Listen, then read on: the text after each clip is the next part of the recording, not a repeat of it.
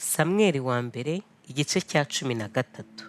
Sawuli ubwo yimaga yari amaze imyaka 30 kandi amara imyaka 2 ku ngoma muri Isiraheli. Bukeye Sawuli yitoraniriza abantu mu Bisiraheli 3,000, muri abo 2,000 bajyana na Sawuli Mikimashi no ku musozi w'i Beteli. Abandi 1,000 babanaga na Yonatani i Gibeya y'i Benyamini. Rubanda rusigara rusezerera, umuntu wese ajya mu rugo rwe.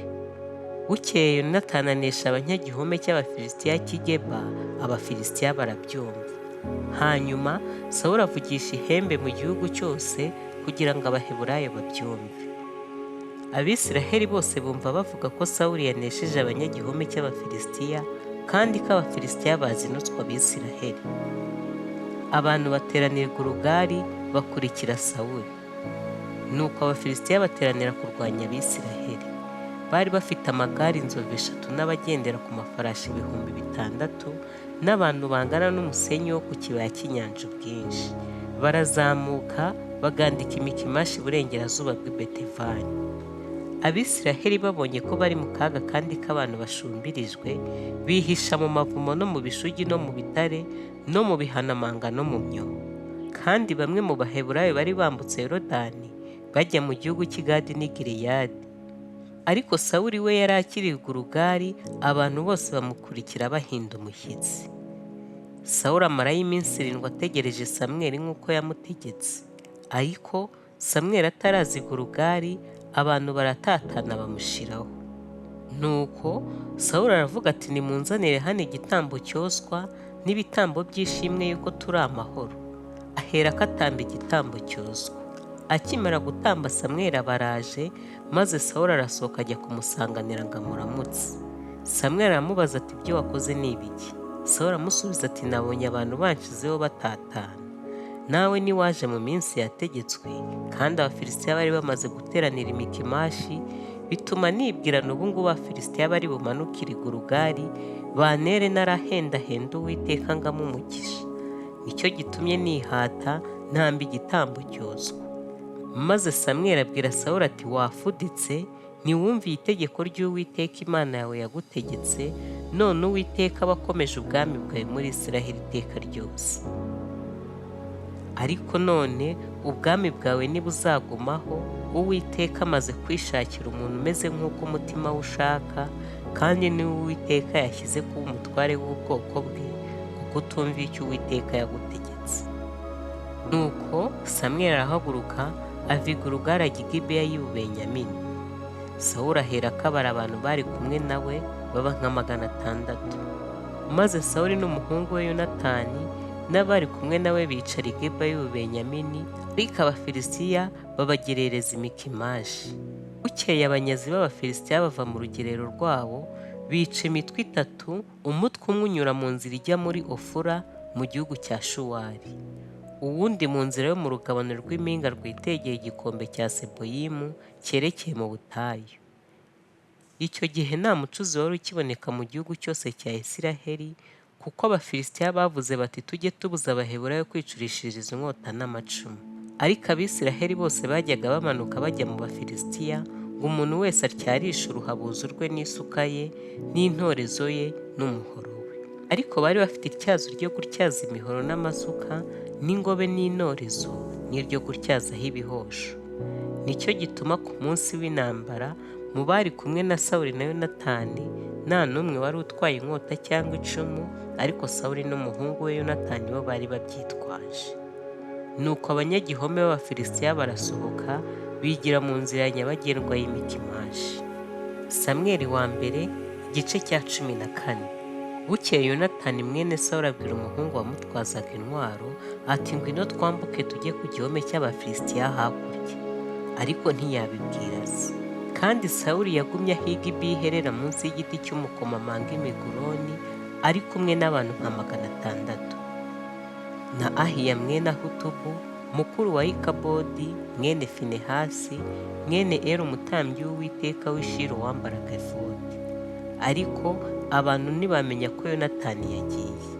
Kandi hagati y'iyo nzira nyabagendwa, aho Yonatani yashakaga kunyura ngo agere ku gihome cy'Abafilisitiya, hari igitare gishongoje mu ruhande rumwe n'ikindi mu rundi ruhande, kimwe cyitwaga Bosesi, ikindi cyitwaga Seni. Igitare kimwe cyari gihagaze ikasikazi hateganye n'Imikimashi, ikindi kusi hateganye n'Igeba.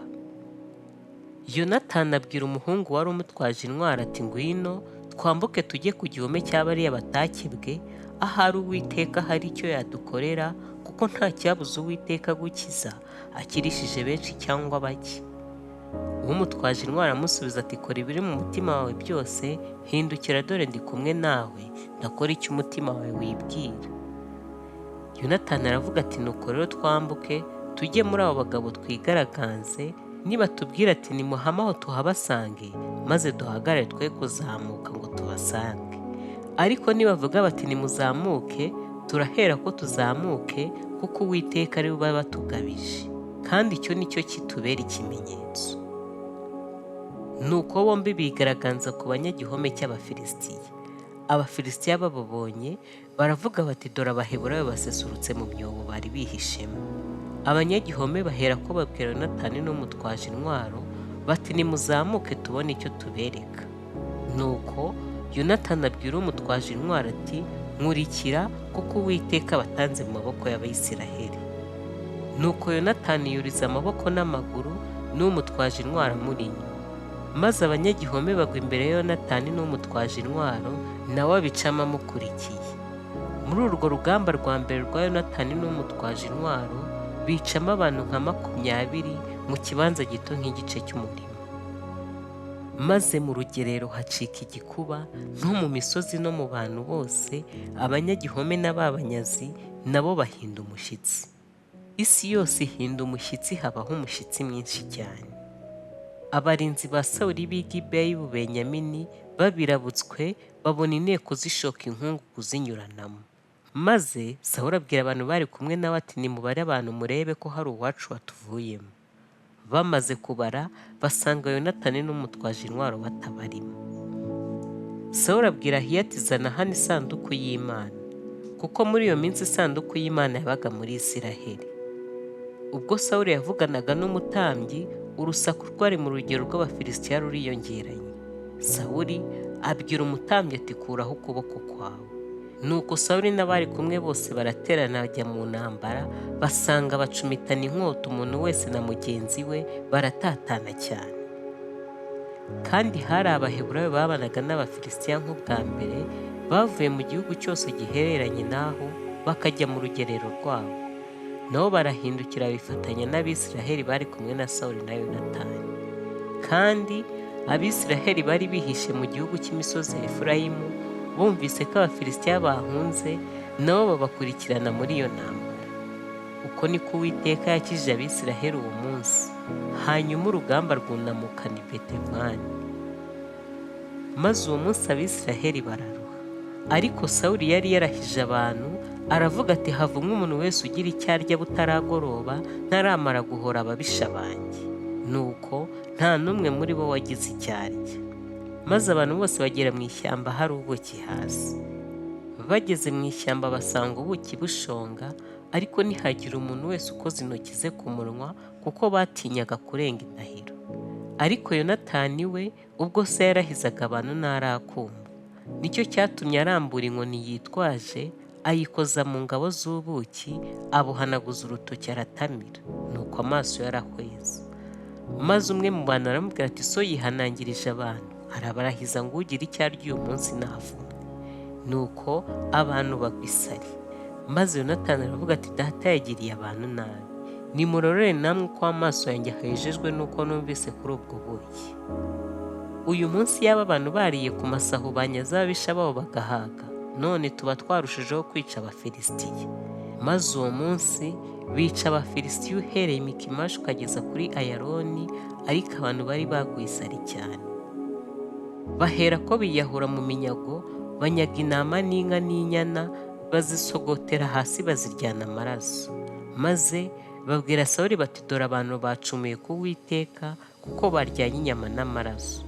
Arababwira ati mwariganije, nimumirikire ibuye ry'igitare murinzanire nonaha. Maze Sawuli aravuga ati nimukwire mu bantu bose mubabwire muti umuntu wese nanzanira inka ye cyangwa intama ye, muzice hano muzirireho, mwe gucumura ku Uwiteka muryana inyama n'amaraso. Nuko muri iryo joro umuntu wese azana inka ye bazicira. Maze Sawuli yubakira Uwiteka igicaniro. Icyo gicaniro nicyo cya mbere yubakiye Uwiteka. Nuko Sawuli aravuga ati nimuze tumanuke dukurikire Abafilisitiya iri joro, turare tubanyaga twe gusiga n'umwe. Baramusubiza bati kora uko ushaka kose. Maze umutambyi arababwira ati nimwigire hano twegere Imana. Sawuli agisha Imana inama ati mbese nkurikira Abafilisitiya urabatanga mu maboko y'Abisiraheli? Ariko uwo munsi ntiyamusubiza. Maze Sawuli aravuga ati nimunyegere batware mwese, murebe mwitegereze icyaha cyakozwe uyu munsi icyo ari cyo. Mbarahiye Uwiteka ujya ukiza Isiraheli naho yaba umwana wanjye Yonatani arapfa nta kabuza. Ariko nihagira umuntu wo muri abo bose ugira icyo amusubiza. Maze abwira Abisiraheli bose ati nimujye mu ruhande rumwe, nanjye n'umuhungu wanjye Yonatani turajya mu rundi.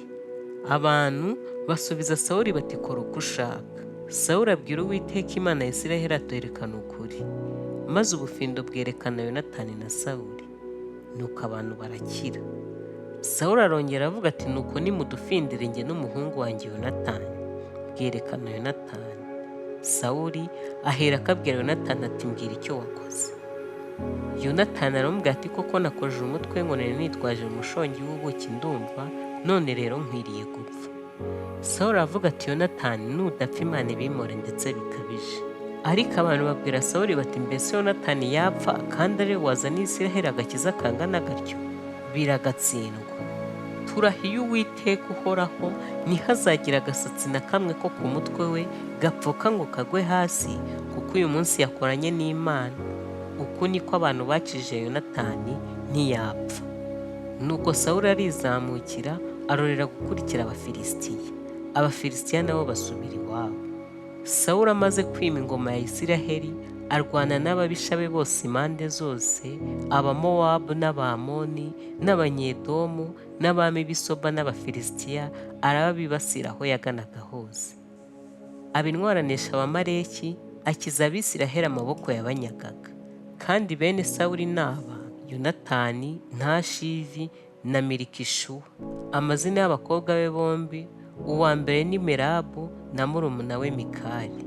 Kandi muka Sawuli yitwaga Ahinowamu umukobwa wa Ahimasi.